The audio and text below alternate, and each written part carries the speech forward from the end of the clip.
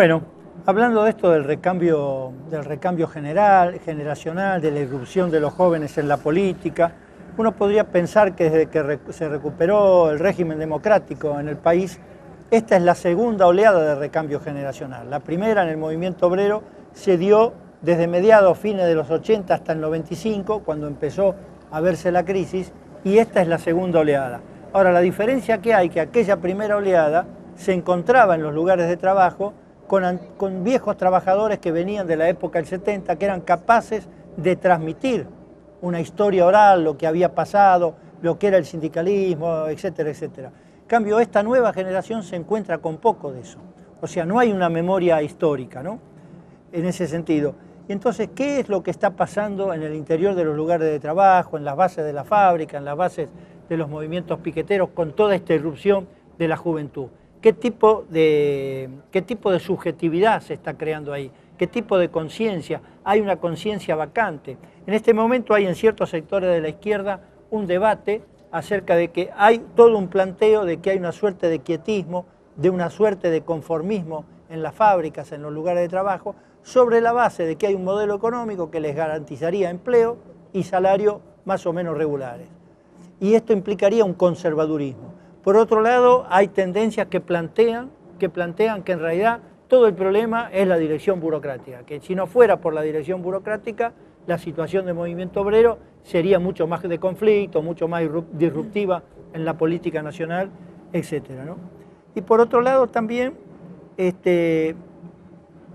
hay que plantearse en este sentido cuál es la relación de las bases o de las comisiones internas con las direcciones de los sindicatos, ¿no?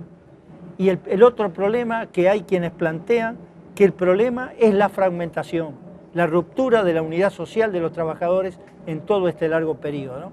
En cierto sentido, la globalización mundial homogeneiza por arriba, es decir, la concentración y centralización del capital es una tendencia mundial del capitalismo que en este proceso de acumulación se ha acelerado en el mundo y también en la Argentina. Pero si la globalización homogeneiza por arriba, también fragmenta y hace disrupciones por abajo, ¿no? Entonces, esto que decíamos antes, trabajadores del sector público, del sector privado, ocupados, desocupados, contratados a tiempo parcial, a tiempo completo, precarizados, tercerizados, rompe la unidad social del movimiento. Entonces, ¿cómo ven ustedes esta situación? ¿Qué es lo que está pasando por la conciencia de los trabajadores?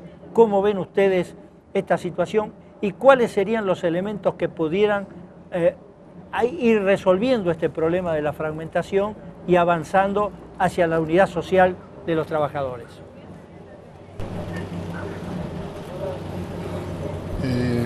Bueno, primero partir de reafirmar esto de que bueno, hay un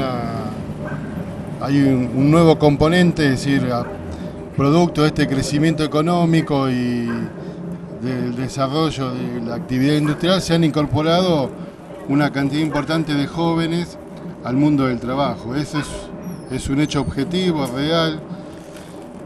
Los jóvenes tienen esta característica en general, es decir, primero, no está esa memoria histórica que teníamos cuando entramos a trabajar, lo que ya somos más viejos, de que habían resistido algunos internamente a la dictadura, o los primeros años de la lucha por la recuperación de los sindicatos, en los primeros años de Alfonsín. Pero sí lo que hay, es decir, está lo que significó la rebelión del 2001 en el país, aunque el movimiento obrero no faltó a la cita, es decir, esos jóvenes que hoy se incorporan al trabajo son producto de las enseñanzas que dejó esta rebelión. Y a partir de ahí, como se van incorporando a la política, vienen con este bagaje también al trabajo, es decir, no tienen capaz una tradición en lo que es una asamblea obrera, en cómo funciona un sindicato. Muchos hasta no saben cómo es un sindicato, pero sí rápidamente repelen todo activo burocrático de que no se los consulte, de que no se los pase por arriba. Pero el problema central es lo que yo planteaba, esto de la fragmentación, es decir, el problema de los jóvenes que hoy entran a un trabajo y no entran como entraban antiguamente, que los trabajadores entraban a un trabajo estable y a partir de ahí construían su vivienda, sus casas, en su barrio. Es decir, a partir de ahora, es decir, van rotando de un trabajo a otro, de una empresa a otro, dentro, por ejemplo, de las tercerizadas de Sideral, es decir, muchas van cambiando de nombre, van pasando, van rotando, entonces esta rotación va en contra de cómo poder avanzar en esta unidad social y política de los jóvenes trabajadores.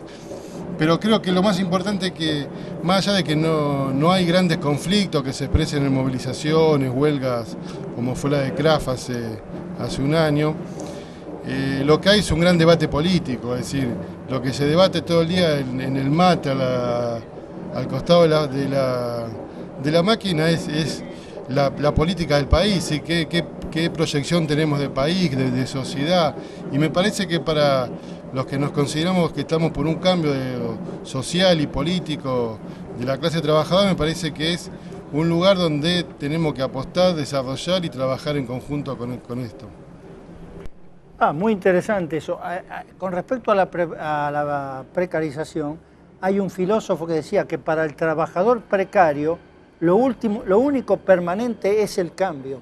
Lo único que está fijo es que cambia todos los días, que no tiene en realidad nada fijo, ¿no? Es dato interesante. La otra cuestión que me parece que el dato que aporta acá el compañero González es un dato que implica un salto cualitativo en la aceptación. Si esto que él cuenta de su fábrica, que lo principal a la mañana cuando se toma el mate al lado de la máquina, es la discusión política sobre las perspectivas del país, un proyecto nacional o la definición del país, me parece que esto es un salto cualitativo con todo el periodo anterior y que no puede dejar de ser visto como tal, ¿no? Ahora, ¿cómo lo ven ustedes en los movimientos, este fenómeno? Bueno, por un lado nos parece que hay mejores condiciones que otras épocas en cuanto al debate político, pero también esto nos plantea a nosotros el desafío de cómo desde las organizaciones populares vamos construyendo una mirada distinta sobre esos debates políticos, porque muchas veces son hegemonizados por el aparato gubernamental o los sectores que se presentan como oposición. Entonces también nos pone por delante el desafío de cómo vamos pensando y planificando para interpelar a un conjunto más amplio de la clase trabajadora. Parece que desde los sectores organizados y que pensamos que hay que desarrollar un trabajo de base y desde una perspectiva clasista tenemos que sentarnos a pensar cómo dialogamos con el conjunto de la clase trabajadora,